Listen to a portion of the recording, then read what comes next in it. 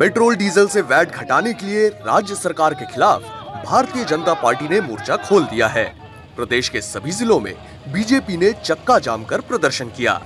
वहीं राजधानी रायपुर के शास्त्री चौक में भी बीजेपी के वरिष्ठ नेताओं ने चक्का जाम कर प्रदर्शन किया।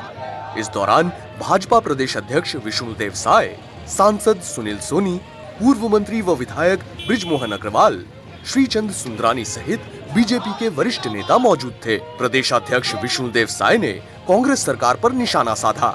उन्होंने कहा कि पेट्रोल के दामों में सरकार अपने हिस्से का वैट कम करे। सीमेंट और बिजली के दामों में की गई बढ़ोतरी को भी कम किया जाना चाहिए। केंद्र सरकार ने वैट घटाकर राहत दी है, लेकिन प्रदेश के मुख्यमंत्री पेट्रोल डीजल से वैट घटाने में बहानेबाजी कर रहे हैं।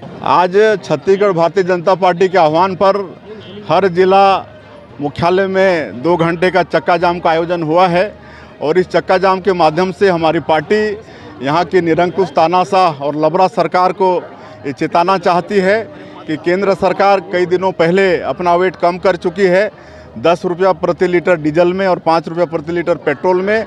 तो ये सरकार भी तत्काल अपना वेट स्टेट का कम करे और जनता को राहत दे, अन्यथा भारतीय जनता पार्टी इससे भी ज़्यादा आक्रामक रूप से आगे आने वाले समय में आंदोलन करेगी। कांग्रेस की सरकार छत्तीसगढ़ की जनता को लूटने का काम कर रही है। देश के 28 राज्यों ने अपने अपने राज्य में टैक्स कम किया है। केंद्र की सरकार ने 5 रुपये और 10 रुपये टैक्स कम किया है, पर राज्य की सरकार अभी तक टैक्स कम नहीं कर रही है। क्या छत्तीसगढ़ भारत में है कि नहीं?